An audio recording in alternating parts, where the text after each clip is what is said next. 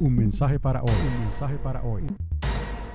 En esta mañana voy a compartirle algunas de esas cosas que Dios ha dejado inscrita en su palabra para que recordemos y podamos vivir por esa palabra que es viva y eficaz. Mire a usted y no se ría, ¿no? En el año 1960, más o menos, yo estaba en una reunión entre adultos, pero usted se podrá imaginar, en el 1960 pues yo apenas tendría unos 6 años, ¿no? Algo así. Pero nunca me olvidaré, amados, y esto va con lo que les voy a decir, nunca me olvidaré, ya están sacando notas pues el hermano.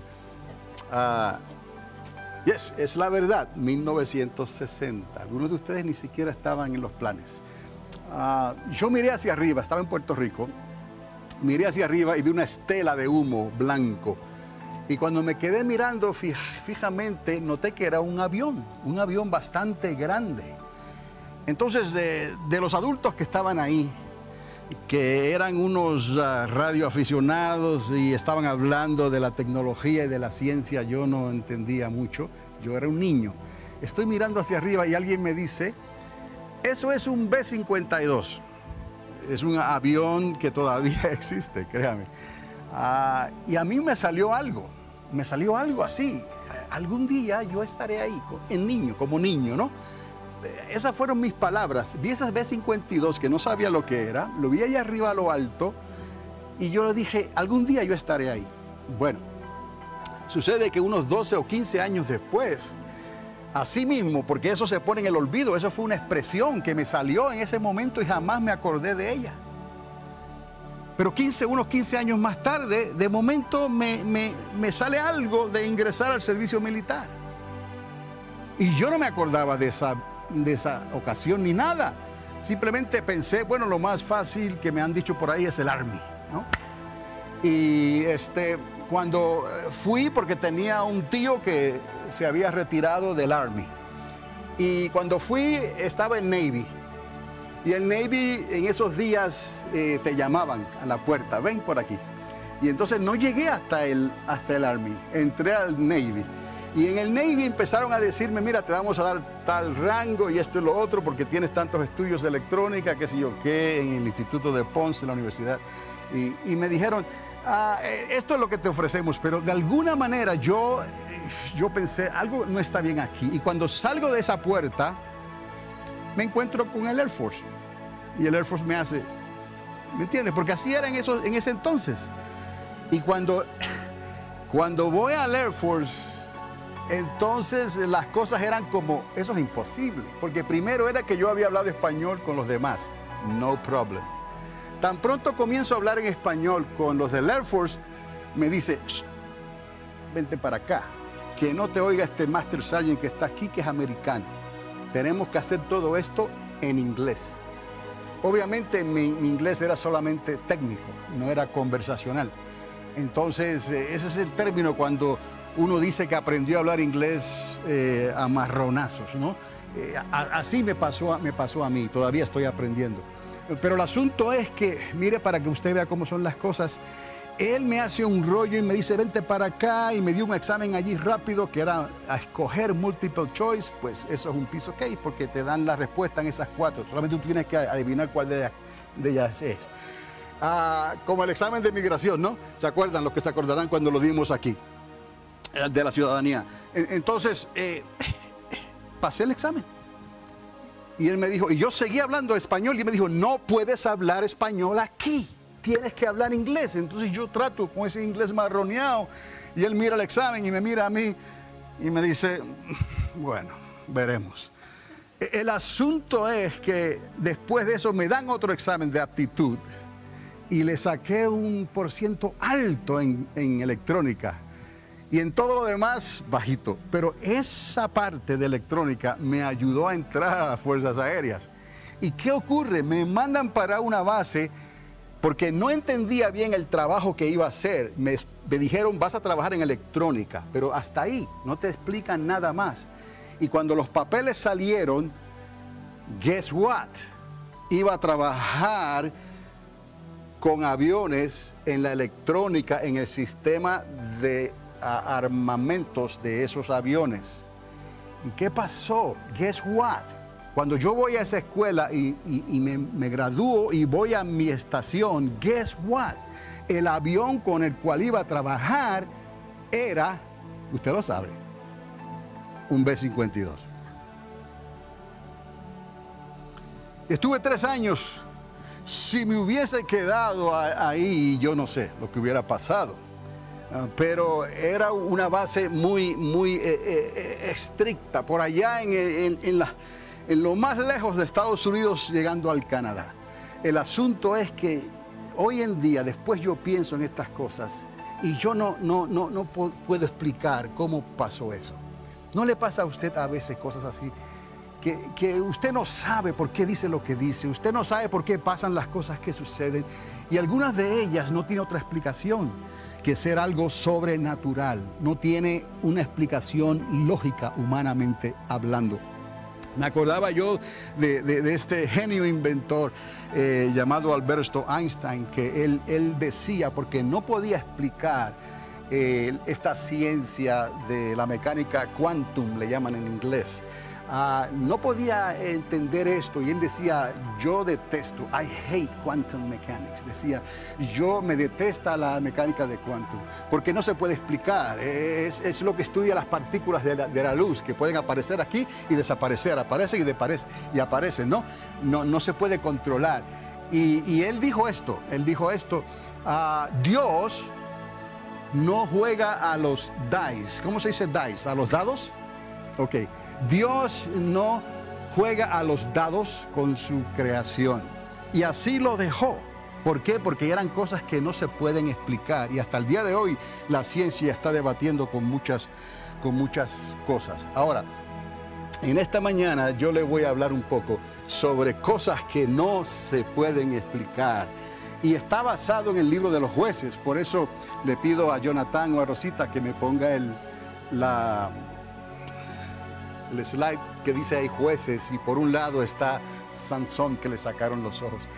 En la historia de los jueces hay muchas cosas que ocurrieron, pero una cosa es esta, podemos aprender, que cuando uno quiere hacer las cosas y piensa que va a servirle a Dios, pero lo quiere hacer solamente lo mejor que puede, las cosas no van a salir necesariamente bien. Hay algo más que servirle a Dios solamente lo mejor que uno puede. Y se convirtió en un lema en ese libro. No había rey y el pueblo hacía el bien que le parecía. Nos falta algo que es necesario que nosotros le tomemos cuenta a esa palabra de Dios, a esa enseñanza. Porque tenemos familia, tenemos hogares, tenemos hijos que estamos transmitiendo este conocimiento, estamos transmitiendo esta experiencia, estamos transmitiendo esta obediencia a la palabra de Dios. Es simplemente algo más que una idea, que un concepto. Porque nuestros hijos pueden decir, yo creo en Dios, yo sirvo a Dios lo mejor que pueda. Pero amados, hay algo más que tenemos que entender y que se lo necesitamos transmitir a nuestros hijos para que tal vez las cosas que ocurrieron en el libro de los Hechos, porque voy a mencionar solamente algunas, pero hermanos y hermanas, uno se pregunta ¿dónde estaba Dios cuando estas cosas estaban sucediendo? ¿Está conmigo? Y así lo dejamos. ¿Dónde estabas, Dios? No nos ha pasado. Leyendo la Biblia, se ha preguntado usted tal vez, ¿dónde estaba Dios en esta historia? O mirando a su propia vida, se ha preguntado, ¿dónde está mi Dios en esta crisis que me ha llegado de momento?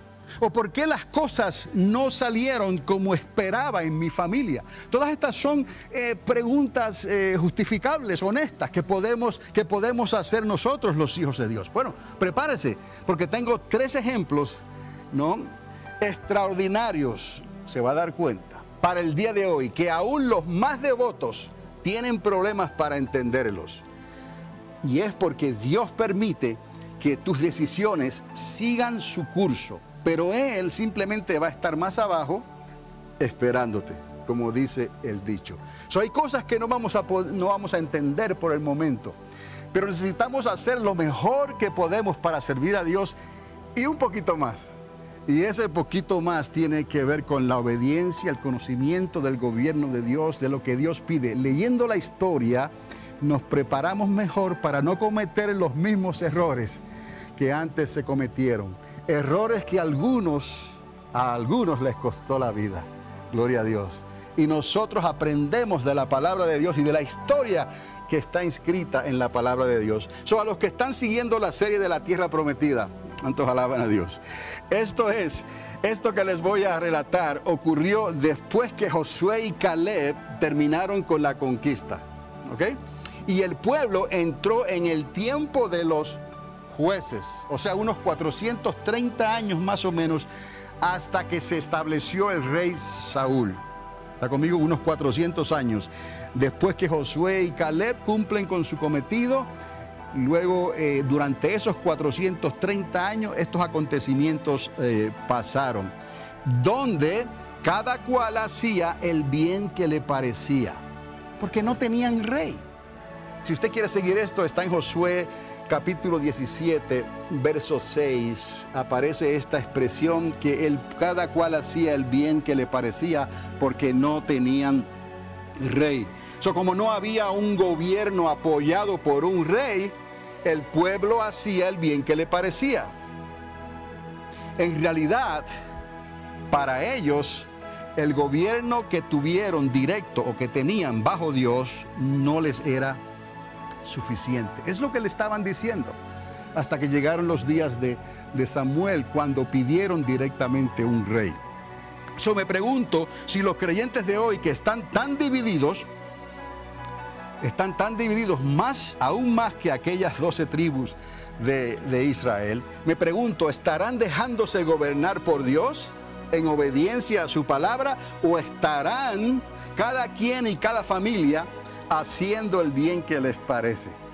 Porque a la verdad podemos pensar en esto honestamente, ¿no? Podemos ir a la palabra, mirarnos al espejo y pensar en cómo estamos nosotros haciéndolas hoy en día, con esta sociedad. Tenemos a nuestros hijos, tenemos nuestro hogar, nuestra familia, tenemos tantas cosas que nos están afectando. ¿Cómo estamos sirviendo nosotros a Dios? ¿Lo mejor que podemos? ¿O estamos yendo a ese algo más para entender los propósitos, conocer la voluntad perfecta de Dios y conocer la historia y no cometer los mismos errores que ellos cometieron? El pueblo de Dios no tiene un rey visible, obviamente, en esta tierra. Y podemos decir esto sin ofender a nadie. Los más que se pueden acercar a esto, o sea, a un rey, a un representante, es los que tienen esa representación en el Vaticano, en Roma. Pero aún así, su líder no funge como un rey. ¿Está conmigo? ¿No? Era de suma importancia el gobierno que un rey podía traer. Y Dios consideró eso y les dio a Saúl. Pero Saúl no pudo, no dio las medidas. Entonces Dios trajo a David, quien parecía que no lo iba a hacer, mas sin embargo, para que vean que es Dios el que ordena todas las cosas. El rey David entonces trajo orden al reinado de David, aunque no fue algo fácil de hacer. Me pregunto otra vez, cuando cada cual quiere servir a su Dios lo mejor que puede, como estamos hablando, entonces, ¿dónde está su Dios gobernando?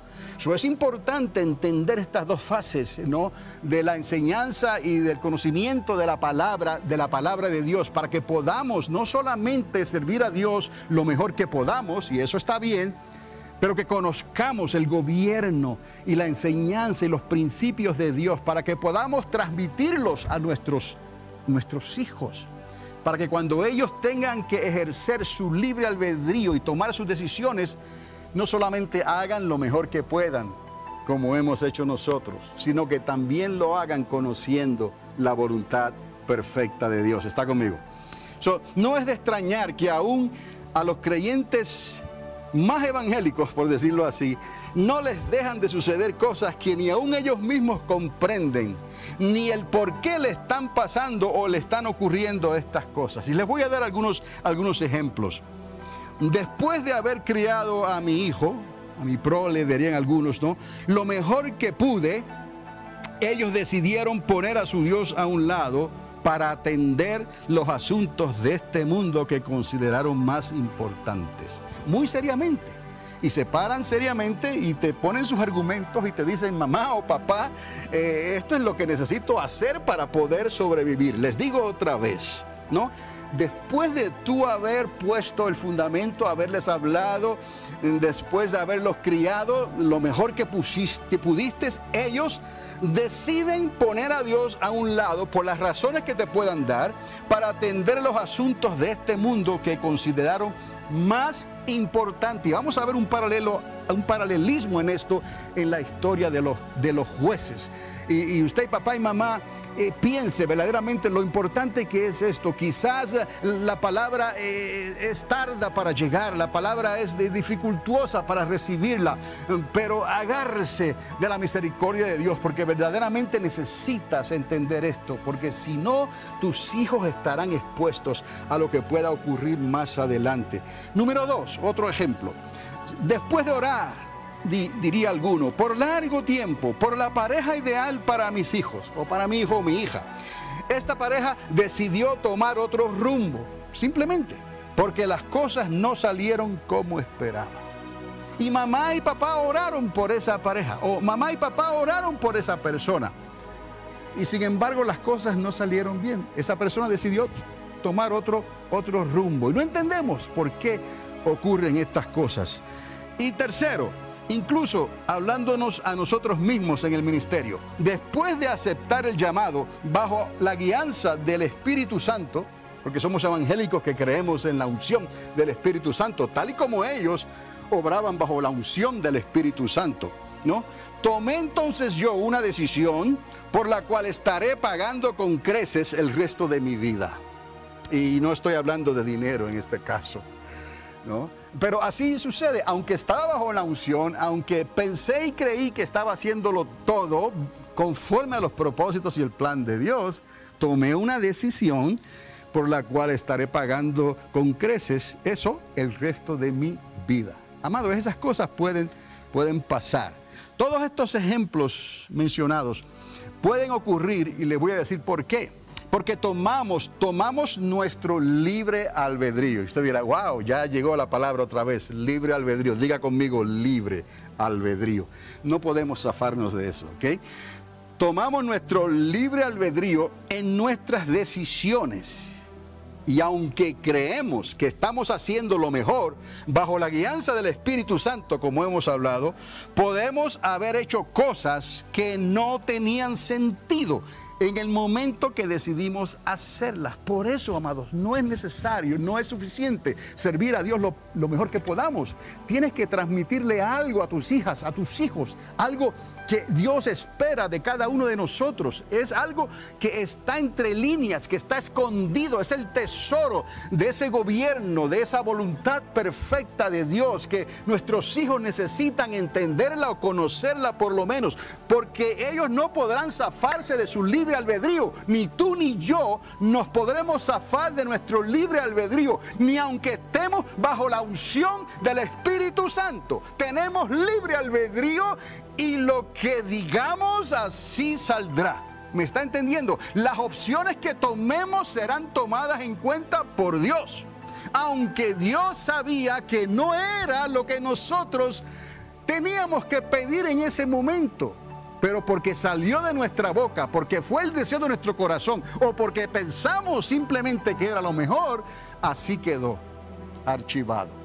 Entonces, es necesario entender esto. Por eso les digo, amados, que a veces las personas pasan años en las iglesias y está bien sirviendo a Dios lo mejor que pueden, pero dejan pasar esta oportunidad, este caudal de conocimiento, de bendición, que es lo que le íbamos a transmitir a nuestros hijos. Y si el Señor tarda en venir, a los hijos de sus hijos, así hasta la tercera y la cuarta generación. Piense, amado, las escuelas y los trabajos, las universidades no nos van a ayudar. ¿Está conmigo? Aún hay centros del cristianismo que se han ido por otro lado, ¿no? Y se han alejado de estos conocimientos y de estos principios de Dios. ¿Ok? Por eso, otra vez, es importante que seamos gobernados o enseñados en la manera que Dios espera de nosotros, para poder gobernar a nuestros hijos según el consejo de la palabra de Dios. No solamente porque estamos tratando de hacer lo mejor que podemos. Y eso está bien, pero Dios espera mucho más de ti, de mamá y de papá. Ahora llegamos a estos relatos bíblicos. El primero de 3 que les voy a dar. Manoa y su esposa. Van a saber quién era Manoa. Manoa y su esposa criaron a su único hijo, lo mejor que ellos pudieron bajo la guianza de Dios. Entonces nos damos cuenta que Dios había levantado a Sansón como juez de Israel para defenderlos contra los ataques de los filisteos. Hay muchas cosas que pudiéramos hablar aquí en esta historia. Y si usted se sienta a leer esta historia con calma, se va a dar cuenta, Dios mío, ¿qué estaba pasando? ¿Dónde estabas, Dios, cuando estas cosas estaban sucediendo? Y aunque los padres de Sansón, ellos ciertamente siguieron el consejo de Dios, porque hasta un ángel se le apareció y les habló, la vida de Sansón dejó poco que desear.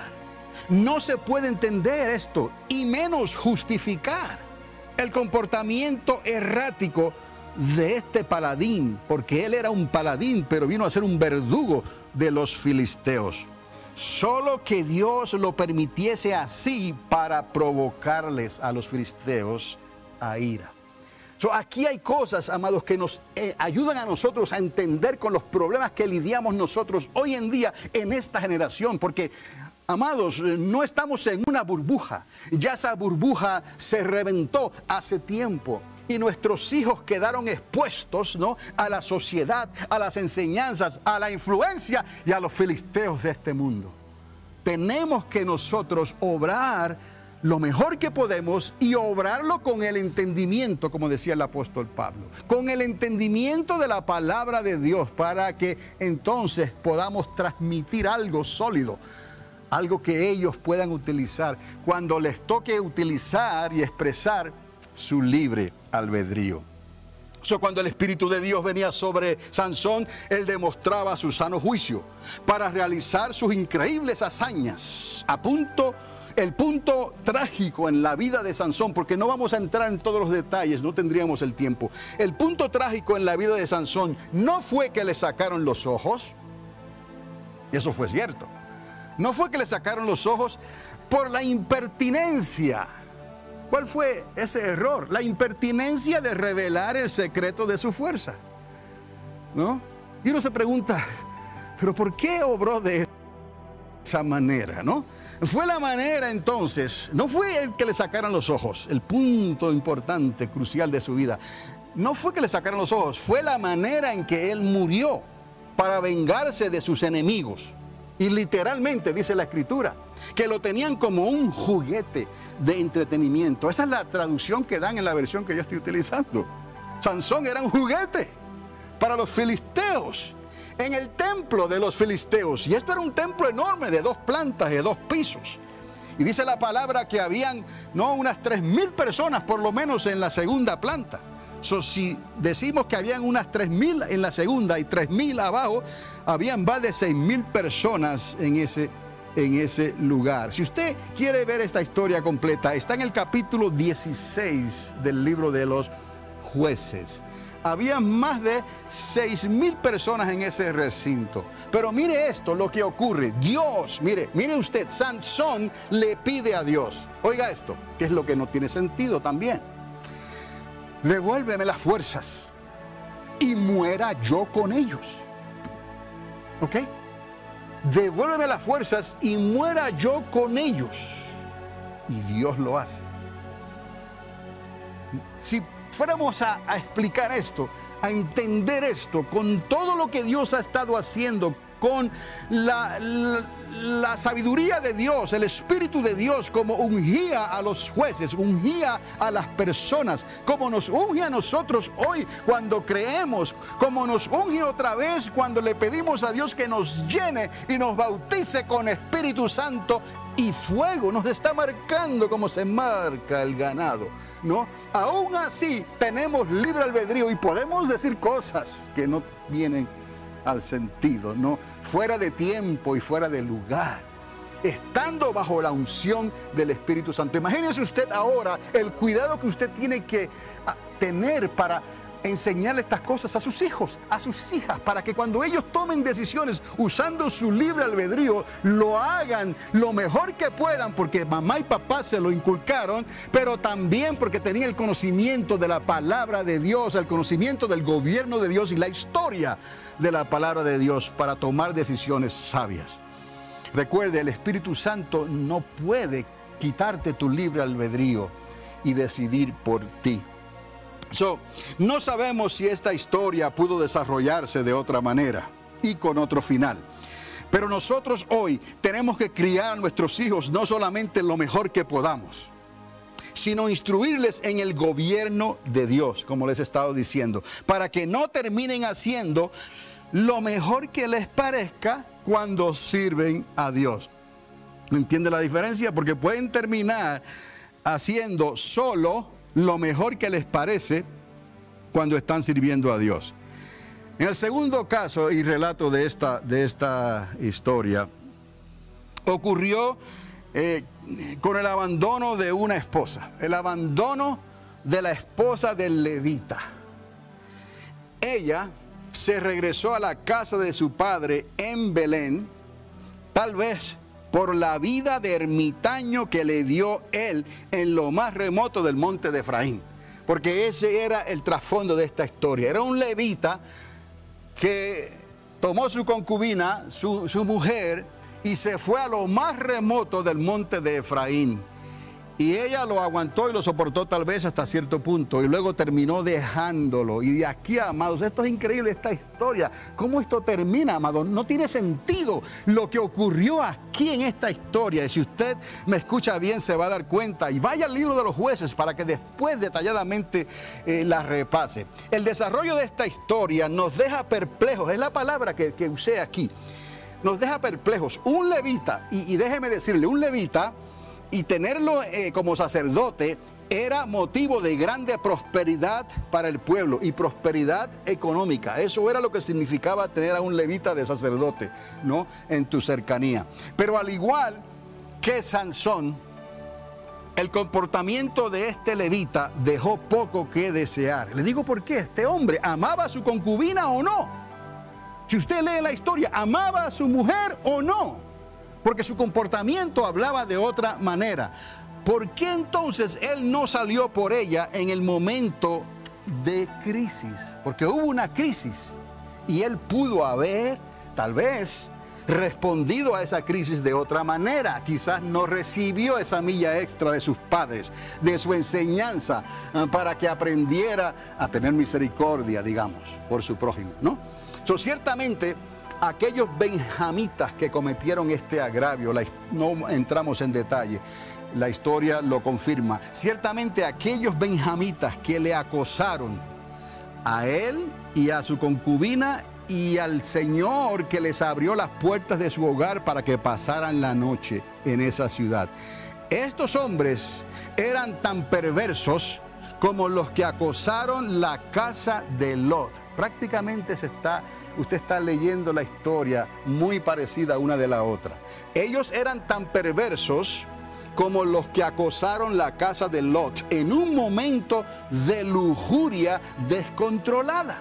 Y eso es las cosas que pueden pasar. Y el levita, ¿qué hace? Les entrega a su mujer, a ellos, como el que entrega un objeto de poco valor. Lea la historia completa. Cuando él la levantó sin vida al otro día, imagínese usted lo que hicieron con ella. Cuando él la ve postrada al umbral de la puerta, sin vida, actuó como un hombre sin sentimientos. La llevó a su casa, oiga, y desmembró su cuerpo por sus huesos y la partió en 12 pedazos para repartir un pedazo a cada tribu. Piense usted, pastor, ¿qué está diciendo? Son cosas que no podemos entender y menos explicar con satisfacción. Las 11 tribus se levantaron inmediatamente contra Benjamín, obviamente, para quitarle la vida a los perversos. Pero los benjamitas prefirieron irse a la guerra antes de darle la razón al levita. Que hay algo que no tenía sentido, ¿no? La tragedia fue real, Pero el mensaje tal vez, la forma en que lo hizo y lo presentó, es como si él mismo cerrara las puertas y aquellos benjamitas hubieran podido llegar a un razonamiento y sacar a estos perversos, ¿no? Que perecieran ellos a que fuera a perecer toda una tribu. ¿Qué cree usted que fue lo que pasó? Una guerra entre los 11 y los benjamitas, entre hermanos y familia. Una guerra que causó más, oiga, de 65,000 muertos. 65,000 muertos. Y la eliminación de toda la tribu de Benjamín, hombres, mujeres y niños, salvo 600 hombres de guerra que escaparon con vida. ¿Cómo explicaban ellos tal crisis? ¿Cómo? Y en la Biblia usted puede darse cuenta cuando el escritor pone estos sucesos, esta crisis, esta masacre entre el pueblo de Dios. ¿Cómo explicaban ellos tal cosa? Dios les dio permiso de vengarse contra Benjamín por tal pecado. Ellos fueron y consultaron a Dios. ¿Quién va a subir primero? Sube Judá. Y viene y pierden 18,000 hombres. Y entran llorando, la historia dice. No, ya ayunaron, hicieron todas las cosas. Y Dios les dice, suban otra vez. Y pierden otros tantos miles de hombres. La segunda vez. Y luego llega la tercera vez. Y vuelven llorando y angustiados. Y le piden a Dios, subimos, sí suban. Y pierden otros 30 hombres. No tiene sentido esto, amados. Y a la tercera Dios les dice, voy a abrir una brecha. Lo van a hacer en esta ocasión. Pero ¿por qué pasan las cosas como pasan? ¿No? Aún así, Israel perdió unos 40,000 hombres de guerra. El pecado que hizo Benjamín fue un pecado grave. Al violar a esa mujer de la manera en que lo hicieron y dejarla tendida muerta en el suelo. 40,000 hombres de guerra perecieron del lado de Israel, de las 11 tribus. E hicieron voto. Vea usted aquí, otra cosa que ellos hicieron, los de Israel, para vengarse contra los benjamitas. Hicieron voto bajo juramento de no darle a sus mujeres a los benjamitas que sobrevivieron. ¿Cuántos benjamitas sobrevivieron? 600. Luego esta historia larga, no la hacemos más corta. Y Dios trató con ellos. Y Dios tuvo misericordia. Porque el libro de los Jueces termina con esta tragedia que no tuvo sentido para ellos después que se dieron cuenta de su desenlace final. Quizás si el levita hubiese obrado de otra manera, mientras estuvo esos 5 días en la casa de su suegro en Belén, se hubiese evitado este trágico final. Porque él se fue a buscar a su mujer. Fue a la casa de su suegro y le rogó a ella. Y aquí hay otro comportamiento que no podemos entender. Porque el suegro de este levita lo que pensaba era que ven, vamos a comer y vamos a tomar. Y cuando decían tomar, era tomar el vino que los hacía ponerse alegres en la noche.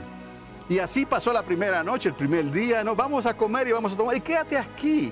No sé si es que él pensaba de algún peligro que podía avecinarse, pero así tuvo al levita no una noche, sino 2, 3, 4 noches, y el 5.º día ya el levita dijo, no aguanto más y me voy. Y se llevó a su concubina y se fue para donde iba, para meterla otra vez en lo más remoto del monte de Efraín. Quizás eso tuvo que ver, quizás otras cosas pudieron haber ocurrido. No podemos imaginarnos, solo podemos especular aquí en estas cosas. Tal vez, si hubiese considerado la vida de ermitaño que él le dio a su mujer antes que ella le abandonara, tal vez no hubiera pasado esto. O hubiese actuado diferente en el viaje de regreso, cuando él estaba regresando, después que fue con su suegro a buscarla a ella. Cuando decidió pasar la noche en Gaba de los benjamitas. Porque salen de Belén, ahí estaba Jerusalén, pero no quiso. No aceptó quedarse en Jebus, se llamaba en aquel entonces, lo que es Jerusalén. Su siervo que iba con el levita le dijo, vamos a pasar la noche aquí en Jebus, pero él no quiso. No sabemos. El siguiente destino, punto de que podían llegar era Gaba y después de ahí Ramot o Rama, algo así. No sabemos, amados. El asunto es que ocurrió una tragedia que no podemos nosotros entender. Tal vez sus padres no lo criaron lo mejor que pudieron, aunque eran levitas, para inculcarle un poco de sentido común. A veces lo que necesitamos hacer es inculcarle a nuestros hijos un poco más de sentido común. ¿No te inculcó alguien a ti el sentido común? Era otra era, era otra época tal vez, era otro lugar tal vez, pero siempre hubo un lugar para el sentido común. Parece que hoy en día el sentido común como es algo, un tabú, como que no, hay que seguir lo que hace la sociedad. En inglés le llaman el peer pressure. Ya no es sentido común. El peer pressure te hace hacer cosas contrarias al sentido común. Y nuestros hijos están en peligro, porque en sus trabajos, en las universidades, donde quiera que estén, van a estar expuestos a este peer pressure. Ellos necesitan su libre albedrío. Necesitan, no solamente lo tienen, pero necesitan ejercerlo sabiamente y tomar las decisiones que ellos necesitan tomar con sabiduría.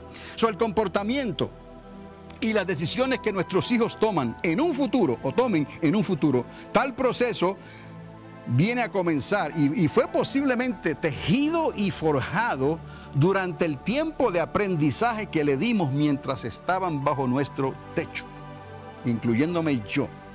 No podemos escapar a esta dura realidad. Cuando los tenemos bajo el techo es el mejor momento. No quiere decir que ya no hay oportunidad, pero era el mejor momento de inculcarles estas cosas. Pero a veces nos consolamos con lo mejor que podíamos hacer para servir a Dios. Y no estuvimos dispuestos, o no quisimos ver, o no quisimos escuchar esto que está entre líneas en la historia de la palabra de Dios, para transmitirle a nuestros hijos. Quizás nosotros mismos indirectamente fuimos afectados por ese peer pressure. ¿Cuántos hijos y cuántas hijas hoy en día manipulan a sus padres para que los padres hagan cosas que no van de acuerdo al sentido común? Ni siquiera estamos apelando a la escritura legal de la Biblia. Es el sentido común que Dios te dio. Pero ¿cuántos padres hoy en día resisten el sentido común? Porque un hijo o una hija los está acorralando entre la espada y la pared para que hagan cosas que han sido motivadas por el peer pressure de las amistades o de las personas que están o tienen algo que ver con nuestros hijos. Amados, esto es más serio de lo que a veces pensamos, pero los resultados se van a ver tarde o temprano. Aunque tengamos la unción, aunque tengamos el bautismo en fuego, aunque tengamos todas esas cosas y ellos lo tengan también, porque esa libertad que tenemos nosotros la tienen ellos, la tenían ellos para decidir y escoger, pero no entendemos por qué pasó lo que pasó. ¿Dónde estaba Dios? Nos preguntamos. Recordemos que Dios respeta nuestro libre albedrío al mismo tiempo que nos unge y capacita con su Espíritu Santo. Él simplemente nos esperará, como dije antes, más abajo en el camino. La historia aquí se basa, y no voy a entrar en ella, en que los amonitas y los moabitas, ellos habían perdido su territorio en las conquistas de Josué, Caleb y de Moisés, unos 300 años antes. Y ahora estas familias amonitas y moabitas querían recuperar esos territorios y recuperar esas tierras. Y vinieron a atacar en el tiempo de los jueces otra vez. Y Dios levanta a este juez llamado Jefte, que trató de evitar la guerra 2 veces con los amonitas, pero ellos no escucharon, porque querían recuperar a cualquier costo la tierra que Dios en realidad se la dio a los israelitas, años, siglos atrás. ¿Cómo es posible que el libre albedrío, aún estando la persona bajo la unción del Espíritu de Dios, le pida a Dios, y aquí está el detalle, le pida a Dios y trate de comprometerle a Dios con cosas que son completamente opuestas a la voluntad de Dios? ¿Por qué sabemos que son cosas que no era la voluntad de Dios? Porque Dios nunca le pidió a Jefte que hiciera eso. Sin embargo, él lo hizo. Y estando bajo la unción del Espíritu Santo. Y Jefte era un juez levantado por Dios, como Sansón y como tantos otros. ¿Sería una pura emoción tan fuerte que impulsó a Jefte a decir esto? Poner a Dios, por decirlo así, entre la espada y la pared. No podemos poner a Dios entre la espada y la pared, pero les estoy diciendo, es como si Jefte, con lo que él pidió, puso a Dios entre la espada y la pared, porque Dios le iba a dar la victoria. Ya Dios lo había decidido. Ya Dios le había quitado esos territorios a los moabitas y a los amonitas, y se lo había dado a los israelitas. Ahora Dios lo levanta como juez, como te levanta a ti, como te unge a ti, como te bautiza a ti, y tú puedes, en medio de esa unción, aún hablar alocadamente y decir cosas que Dios no te pidió que dijeras, y a pedir cosas que Dios no te pidió que pidieras. Solo tenías que obedecerle y conocer la historia, conocer la palabra de Dios. Entonces, estas palabras que Jefte utilizó fueron como palabras fuera de tiempo, dichas en fuera de tiempo y fuera de lugar. Este fue el caso de un valiente, del valiente Jefte, del calibre de Josué. Josué fue un conquistador, y este varón juez llamado Jefte, su petición fue esta: oiga bien, si me das la victoria, te ofreceré en holocausto la primera persona que salga de mi casa a recibirme cuando yo regrese de la guerra. Pero piense usted lo que este hombre está diciendo. Después que Dios lo unge y sale como un paladín guerrero venciendo hasta que llega a los amonitas, que Dios les dijo: te los voy a entregar y los vas a destruir. Y le sale de la boca a este hombre: te ofreceré en holocausto. Amado, ¿sabe lo que es eso? Es un sacrificio vivo, en holocausto, a la primera persona que salga de mi casa a recibirme. Nada más, amados, y repetir dichas palabras produce una profunda sensación de desesperación en el alma de cualquier padre de familia. Decir esto, nada más. No había tal necesidad de hacer esto, ni tampoco Dios le iba a pedir tal cosa, porque eso fue una prueba que solo él le pidió a Abraham por su hijo Isaac. ¿Se recuerdan? Sabiendo que Dios iba a detener el brazo de Abraham en ese momento. Es el único caso en la historia donde Dios pide tal cosa. Y fue porque Dios iba a entregar a su propio hijo, a Jesús de Nazaret. Un día en la cruz iba a derramar su sangre para redimirnos, comprarnos otra vez y darnos esta salvación tan grande que muchos menosprecian hoy en día. Amados, pero Jefte obró como alocadamente y dijo tal cosa. Oiga, lo más que duele es que Jefte solo tenía una hija doncella, virgen. ¿Y quién usted cree que salió primero a recibir a su padre con panderos y danza? Dan ganas de llorar, ¿verdad? La hija de Jefte, la única hija. Mira, la prueba está que este hombre, y lo dice la Biblia, rasgó sus vestidos y lloró con gran lamento y dolor. Pero fue demasiado tarde. Había hecho voto, juramento a Jehová, el Dios y creador del universo. Dios permitió esto, lo dejó. ¿Por qué? Porque estaba ejerciendo su libre albedrío. No es suficiente, amado, amada, que sirvamos a Dios con nuestro libre albedrío lo mejor que podamos. Tenemos que entender estas cosas, esta historia, y transmitírsela a nuestros hijos para que cuando ellos utilicen ese mismo libre albedrío, digan cosas, hagan cosas, ¿no?, que tienen sentido. No solamente sentido común, sino que tengan sentido bíblico, conforme a la historia y a la palabra de Dios. Ella se fue por 2 meses. Le pidió a su padre: dame 2 meses y voy a llorar esto. Mi juventud como doncella, voy a llorarlo con mis amigas en el monte. Y se fue, dice la palabra, por 2 meses ella a llorar su dolor. La jovencita, regresó a su casa, a la casa de su padre, quien consumió el sacrificio. Y no hubo nada que se pudiera hacer. Esto, amados, es un evento único en toda la Biblia que queda sin explicación. ¿Pudo haberse hecho algo diferente después de comprometer las palabras, sus palabras como Jefte hizo? No sabemos, amado.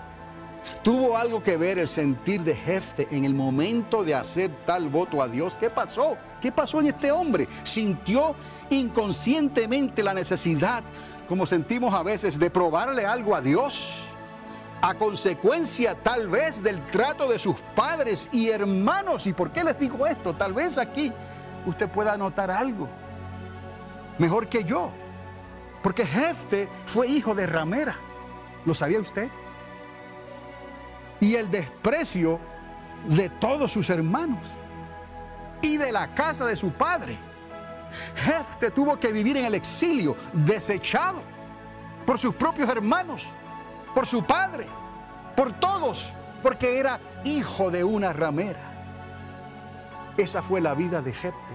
Mas sin embargo, cuando llegó el momento de la liberación, ¿en quién pensaron los ancianos de Israel? En Jefte.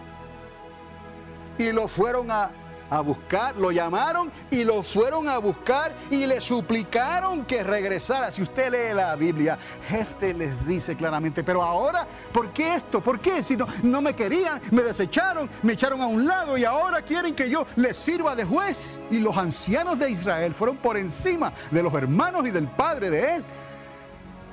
Y lo convencieron y le dijeron: Jefte, te necesitamos. Dios estará contigo. Le suplicaron que regresara y le sirviera de juez contra sus enemigos de aquel entonces. Habían filisteos, pero habían amonitas y habían de las 7 naciones que habitaban en Canaán. Muchas de ellas quedaron que le fueron estorbo y espina al pueblo de Israel, tal y como Moisés les dijo: si hacen estas cosas, prosperarán. Si hacen esto otro, estas maldiciones que os digo caerán sobre ustedes, sobre sus hijos, hasta la 3ª y la 4ª generación.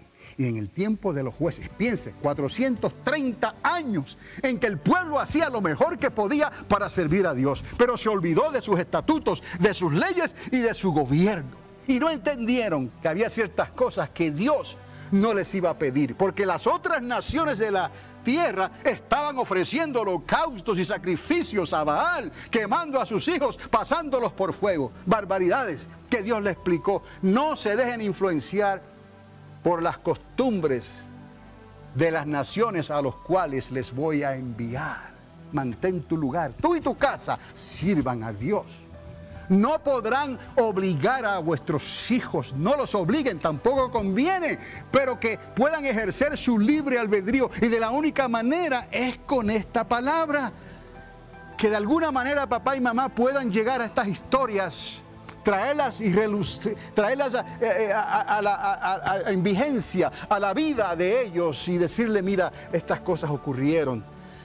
Solamente ruégale a Dios que ellos estén dispuestos a escucharle. Ahí Dios puede trabajar. Dios se las arregla para que ellos te escuchen. Ahora, amados, ya voy terminando en esto. Tuvo algo que ver en ese momento de la unción, tuvo algo que ver con la razón de su petición. Esto que les acabo de decir del rechazo de Jefte, de tener quizás que probar algo delante de Dios. ¿Tuvo esto algo que ver por su comportamiento en el momento en que él regresa a su casa? Se puede decir, como él actuó, se puede decir que él jamás pensó que su hija iba a ser la candidata al holocausto. ¿Pero por qué lo dijo? Si era su única hija. ¿Por qué Jefte pensó así, amados? No lo sabemos. Solo sabemos que un creyente puede optar por ejercer su libre albedrío en cualquier momento, aún bajo la unción del Espíritu Santo. Lea usted la Biblia. El Espíritu Santo vino sobre Jefte y este hombre se transformó y comenzó como un guerrero, como un paladín, y venció a sus enemigos hasta el momento en que estuvo delante de los amonitas y le dice a Dios esta cosa. ¿Me está entendiendo? Cuídese, pero tema a Dios, confíe en Dios. Hoy más que nunca tenemos que servir aún más a Dios en espíritu y verdad. Si hacemos todo lo que podemos para influenciar a nuestros hijos en su caminar con Dios y les enseñamos los caminos de Dios trazados en su palabra, De seguro les estaremos ayudando cada día en el futuro, en el momento en que ellos tengan que ejercer su libre albedrío y tomar sus decisiones. No los forzaste, simplemente les enseñaste, ¿no?, a utilizar el libre albedrío conforme a los principios de Dios. No solamente lo mejor que podemos hacer para servir a Dios, hay algo mucho más que eso. Milenios han pasado desde el evento de Jefte y muchas más batallas se llevaron a cabo en el campo de batalla. Y muchos padres ofrecieron sus hijos a Dios con voto de nazareo. Es algo diferente, ¿no? Ana, tantos que fueron ofrecidos, el mismo Sansón fue ofrecido con voto de nazareo. Pero ninguno jamás ofreció en holocausto a nadie por una victoria. Nadie ofreció a un hijo en holocausto a cambio de una victoria. No volvió a pasar. No debió pasar. No lo podemos explicar. Vale la pena conocer la historia de la palabra de Dios, eso sí, y enseñarla a nuestros hijos, porque ¿quién entendió la mente de Dios? De seguro que Manoah hubiese deseado hacer algo diferente en la crianza de su hijo Sansón. Si hubiese podido cambiar el curso de la historia, ¿me está entendiendo? Como padre y como madre, usted y yo pensaríamos igual. Cuando se pudo haber hecho algo. Aun si el levita hubiese aprendido que misericordia quiero. Me recuerda la historia de Jesús, ¿no? El levita que pasó de largo, ¿no? Quizás hubiese tratado de una manera diferente a su prójimo, a su siervo que le aconsejó, vamos a pasar la noche en Jebus. Incluso a su concubina, a su mujer. ¿Cuánta tragedia se hubiese evitado él? La pregunta entonces, ¿dónde estabas Dios? ¿O dónde está Dios en este caso? Tiene su respuesta según el contexto de cada historia que les he dicho. Les digo, Dios siempre estuvo con Sansón. Dios siempre estuvo con el levita. Y Dios siempre estuvo con Jefte. De la misma manera, el Espíritu de Dios está contigo y en ti hoy. ¿Lo puedes creer? Es nuestro libre albedrío. No, es nuestro libre albedrío, que es tu capacidad de decidir. Y la aplicación que le damos a la enseñanza que hemos recibido de la palabra viva de Dios. Lo que hará la diferencia sobre ti y sobre toda tu descendencia. Es esto, hermanos. No es simplemente lo mejor que podemos hacer para servir a Dios. Hay mucho más que eso. Y para eso usted tiene que cuidarse de los filisteos que están allá afuera, de las trampas del enemigo, de los juegos de palabra, de las emociones que a veces nos impulsan a hacer o a decir cosas que no teníamos que hacer o que decir. Nos impulsan a juzgar, nos impulsan a veces hasta a maldecir, una raíz de amargura, un enojo, un pleito. Son tantas cosas, un premio, porque aún las cosas que se ven buenas, un premio. Gloria a Dios, ahora voy a salir de todas mis deudas. Ahora voy a salir de las deudas de la iglesia. Porque si Dios me bendice a mí, bendice a la iglesia. Y sin embargo, no era precisamente lo que Dios quería hacer en ese momento. De esa manera, Dios lo iba a hacer en su momento dado. Como le dijo a Acán, no tomes del anatema cuando conquistaron Jericó. Si él hubiese esperado, ¿no?, hubiese sido partícipe de la siguiente bendición, del botín que Dios les dio en la ciudad de Ai. Pero no, perdieron sus vidas. Cuántos sueños truncados, cuántas situaciones de crisis terminaron en tragedia, porque estaban sirviendo a Dios lo mejor que podían, pero no hicieron conforme al consejo de Dios. A lo menos si hubiesen leído la palabra de Dios, se dan cuenta de cosas que pasaron, experiencias que pasaron, que no había razón de que tenían que suceder otra vez, como el caso de Jefte. El Espíritu de Dios está sobre ti. El Espíritu de Dios está contigo. Lo que hemos recibido de la palabra viva, eso hará la diferencia sobre ti y sobre toda tu descendencia. Que no se nos olvide esto, hermanos. Quizás esto lo he traído y quizás usted nunca había pensado, no había tenido el tiempo, el cuidado, el detalle de leer todo el libro de los jueces, porque a veces es monótono, comenzamos a leerlo por un lado y llegamos a otro y no leemos todo el contexto del libro de los jueces. Y después le sigue Ruth, que está ligado a los jueces, la moabita, ¿no? Y después le sigue Samuel, el último de los jueces y el primero de los grandes profetas. Eso está ligado, amado, pero hay que sentarse, hay que meditar en esta palabra y luego de alguna manera transmitírsela a nuestros hijos. No forzosamente, sino para que ellos puedan tomar sabias decisiones cuando tengan que ejercer su libre albedrío. ¿Y cuánto le dan gracias a Dios por el libre albedrío? Porque si no fuéramos muñecos, ¿no? La honra está en que siendo libres, yo quiero. Siendo libre para hacer una cosa, no la hago. Porque quiero hacer esto para ti, mi Señor. Porque ya pronto todo lo que está en esta tierra cambiará.